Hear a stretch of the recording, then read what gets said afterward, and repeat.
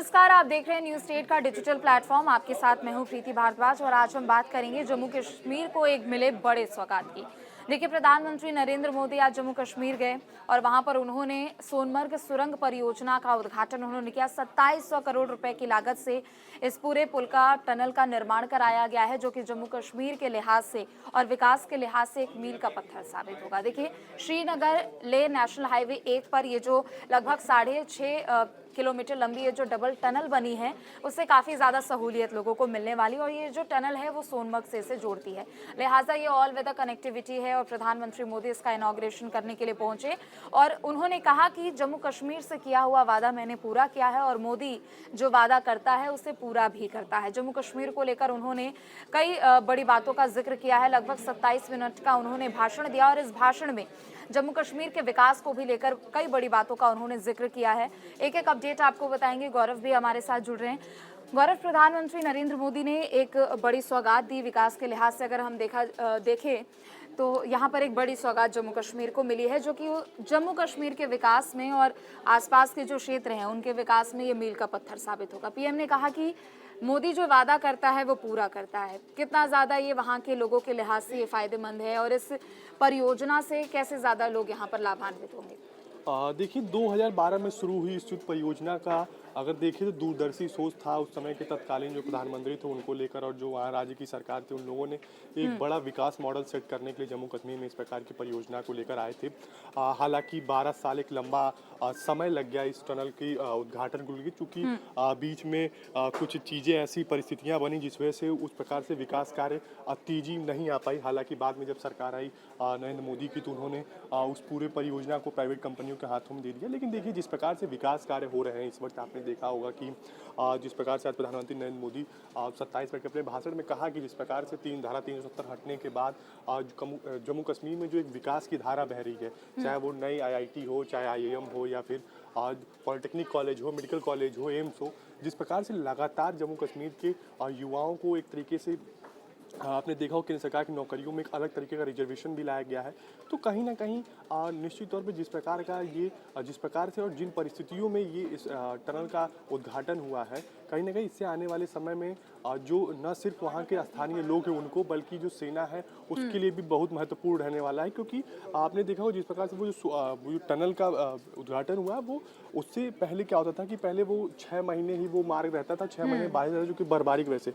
लेकिन अब ये ऑल टाइम हम मतलब 12 महीना ऑल वेदर कनेक्टिविटी है, और कहीं ना कहीं इसकी वजह से सेना को जो सबसे एक परेशानी का सामना करना पड़ता था कि जो बॉर्डर एरिया है वहाँ पे रसद ले जाए। चूँकि अभी तो युद्ध जैसा माहौल नहीं है, लेकिन आने वाली जिस प्रकार की परिस्थितियाँ हैं उस प्रकार अगर कुछ होती हैं तो हथियार और रसद ले जाने के लिए सेना के लिए भी काफ़ी मुफीद माना जा रहा है। और इससे 6400 मीटर की मतलब 6.4 किलोमीटर बने इस टनल में कम से कम आपकी जो पहले जो दूरी 5-6 घंटे की हुआ करती थी उसको पूरा लेके अब वो मात्र 30-35 मिनट का ही रह गया है। तो कहीं ना कहीं इसकी वजह से जो लोगों को एक कनेक्टिविटी को लेके प्रॉब्लम थी, वो कनेक्टिविटी की प्रॉब्लम सारी अब कहीं ना कहीं ख़त्म हो गई है।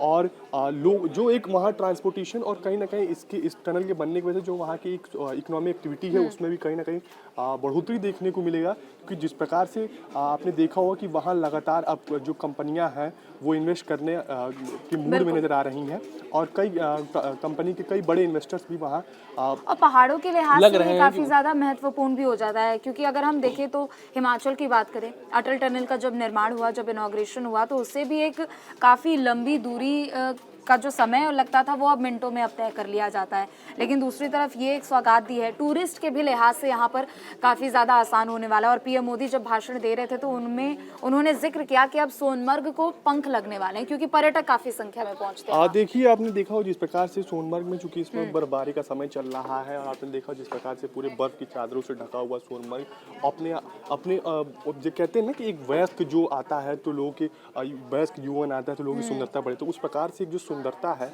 वो गुलमर्ग में सोनमर्ग में दिखाई दे रही है। तो कहीं ना कहीं इससे कहीं कोई इनकार नहीं कर सकता कि इस टनल के बनने के बाद से जो जम्मू कश्मीर की विकास है उसको, विकास धारा को और तेजी मिली है।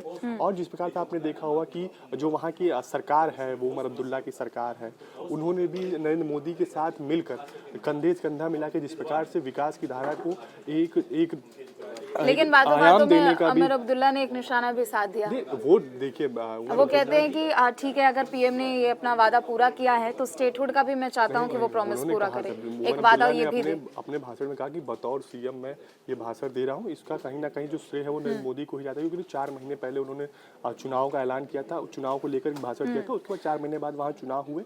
अब उन्होंने ऐसी संभावना उम्मीद जताई है कि प्रधानमंत्री मोदी आए हैं तो आने वाले समय में अभी इसका स्टेटहुड भी वापस कर दिया जाएगा। हालांकि देखिए ये सही है, सतत प्रक्रिया है, लगातार केंद्र सरकार भी कहती आ रही है कि जब हमें ऐसा महसूस होने लगेगा कि स्टेटहुड वापस देना चाहिए जम्मू कश्मीर को तो वो दे दिया जाएगा, उसमें कोई बाधाएं नहीं है। लेकिन जिस प्रकार से आप देखिए कि जो चूंकि इंडिया गठबंधन में होने के बाद भी उमर अब्दुल्ला जिस प्रकार प्रखरता के साथ अपनी बातें रख रहे हैं और एक जो केंद्र शासित प्रदेश और स्टेट सेंट्रल गवर्नमेंट के बीच जो एक गठजोड़ होना चाहिए उसमें देखिए किस प्रकार से मुफीद नजर आ रहे हैं। तो ऐसे में देखना ये होगा कि क्या आने वाले वक्त में जिस प्रकार से उमर अब्दुल्ला नरेंद्र मोदी के तारीफ करते नजर आ रहे हैं, क्या आने वाले वक्त में क्या उमर अब्दुल्ला एनडीए में भी आ सकते हैं, क्योंकि जिस प्रकार के कयास इस वक्त जम्मू कश्मीर की सियासत में लगाए जा रहे हैं, ऐसी उम्मीद जताई जा रही है कि आने वाले वक्त में हो सकता है कि उमर अब्दुल्ला की जो पार्टी है वो हो सके तो एनडीए के साथ आ सकती है। चलिए ठीक है, बहुत बहुत शुक्रिया गौरव आपका। तो देखिए निश्चित तौर पर एक बड़ी सौगात सोनमर्ग को यहाँ मिली है, और न सिर्फ सोनमर्ग को बल्कि जम्मू कश्मीर के भी लिहाज से ये मील का पत्थर साबित होगा। लेकिन चूंकि कहते हैं कि राजनेता है, राजनीति वहाँ पर होती ही है, चाहे हम उमर अब्दुल्ला के संदर्भ में बात करें या फिर पीएम मोदी की ओर से जो अपनी बड़ी बातों का जिक्र अपने इस 27 मिनट के भाषण में किया गया। पंकज सर भी आपको इसके मतलब मायने बताए। पंकज सर, अभी हम गौरव के साथ हम लोग डिस्कस कर रहे थे कि कितना ज़्यादा महत्वपूर्ण है, लेकिन देखिए एक तरफ राज्य को ये बड़ी सौगात ज़रूर मिली है पर्यटन के क्षेत्र से हम देखें, और पीएम ने भी कहा कि एक वादा पूरा हुआ है और मोदी जो वादा करता है वो उसे पूरा ही करता है। लेकिन दूसरी तरफ उमर अब्दुल्ला ने ये भी कहा कि स्टेटहुड का भी एक प्रॉमिस हो, वो भी हम ले लें।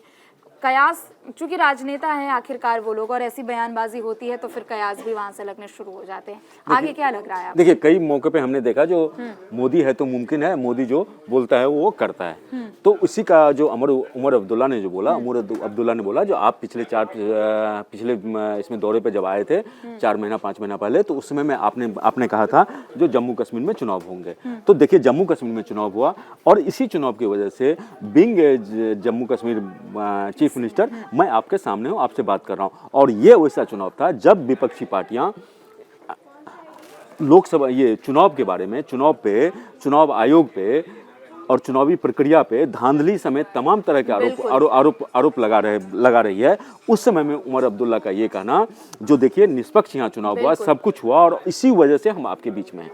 एक तो इसके मायने, दूसरा लगे हाथों उन्होंने ये कहा जो स्टेटहुड का जो आपने मतलब जब यहाँ 370 हटाया गया था तो उसमें बोला गया था स्टेटहुड की एक समय बाद इसको दे दिया जाएगा, जब लगेगा केंद्र सरकार को सुरक्षा के लिहाज से स्ट्रेटेजिकली जो इंडिया का है। तो देखिए प्रधानमंत्री मोदी के जहन में ये बात है जो जम्मू कश्मीर को कब स्टेटहुड का दर्जा देना है, ये नहीं है जो सेंट्रल गवर्नमेंट इस पे ब्लैंक है और सेंट्रल गवर्नमेंट को कुछ नहीं पता है जो कैसे। एक प्लानिंग है, एक प्लानिंग के तहत जैसे ही सिचुएशन अंडर कंट्रोल होगा उसके बाद वहाँ स्टेटहुड उसको मिल जाएगा। अभी तत्काल जो हाल फिलहाल में स्टेटहुड मिलना मुमकिन इसलिए लगता कम से कम अभी से 3-4-5 महीने में, क्योंकि पाकिस्तान और चाइना के फ्रंट पे काफी डिस्टर्बेंस है।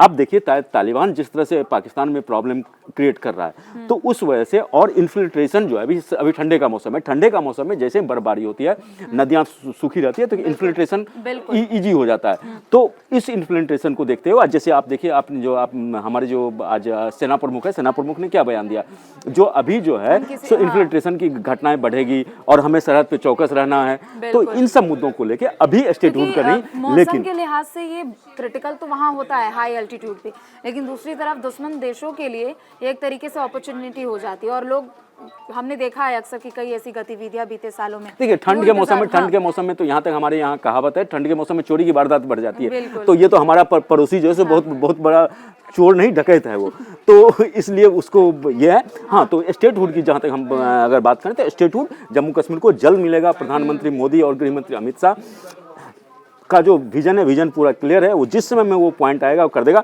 रही बात विकास की, तो विकास की गाथा जम्मू कश्मीर लगातार लिख रहा है। और जम्मू कश्मीर में ऐसे ऐसे इतना डिफिकल्ट ज्योग्राफिकल कंडीशन है, इतना सब कुछ होते हुए हाई एल्टीट्यूड है, 6-6 महीने तक बर्फ जमा रहता है, 6 महीने तक रास्ता कटअप रहता है, तो इन सब मुझे लेकिन पहुंच भी उन हाई एल्टीट्यूड्स तक अब लोग पा रहे हैं, मुमकिन हो। बिल्कुल। पहले आप देखिए, अगर आपको जाना होता था तो हवाई जहाज के थ्रू होता, आर्मी सिर्फ विकल्प, लेकिन अब देखिए 6 महीना तक इससे ट्रेड होगा, व्यापार खुलेगा, आर्मी का भी होगा, सब होगा। तो इस वजह से ये जो ये है, ये बहुत बड़ा संकेत है। और जम्मू कश्मीर की सबसे बड़ी बात क्या है, जम्मू कश्मीर का उमर अब्दुल्ला ये जानते हैं, जम्मू कश्मीर में अगर विकास चाहिए, जम्मू कश्मीर का ये चाहिए, तो बिना केंद्र से मिले हुए विकास नहीं हो सकता है। इसलिए आप देखेंगे कि जम्मू कश्मीर में जितना भी सियासत हुआ, जिस समय भी सियासत, जो केंद्र की सरकार रही है, केंद्र की सरकार और जम्मू कश्मीर की सरकार दोनों मिलकर राज्य का विकास किया है। ठीक है, बहुत बहुत शुक्रिया आपका। तो देखिए, प्रधानमंत्री नरेंद्र मोदी की ओर से ये बड़ी सौगात तो दे दी गई है, जिसके कारण यहाँ घाटी से गुजरने के लिए भी एक तरीके से बहुत बड़ी सौगात है, और दूसरी तरफ जो पर्यटक यहाँ इस लिहाज से पहुँचते हैं उनके लिए भी एक बहुत बड़ी सौगात है। लेकिन सबसे बड़ा सवाल यही है कि सेना के लिहाज से ये कितना ज़्यादा महत्वपूर्ण है, क्योंकि हमने अक्सर देखा है कि कई इस तरीके की तस्वीरें देखी है जहाँ दुश्मन देशों की ओर से आक्रमण के लिए यहाँ पर आंखें बिछाकर वो बैठे रहते हैं, लेकिन उनको भी यहाँ पर प्रधानमंत्री नरेंद्र मोदी ने कड़े शब्दों में संदेश दे दिया, और दूसरी तरफ जम्मू कश्मीर के लिहाज से ये मील का पत्थर भी साबित होगा। फिलहाल के लिए बस इतना ही। आप देखते रहें न्यूज़ स्टेट। नमस्कार। न्यूज नेशन अब व्हाट्सएप पर खबरों के ताजा अपडेट के लिए न्यूज नेशन के इस QR कोड को स्कैन करें।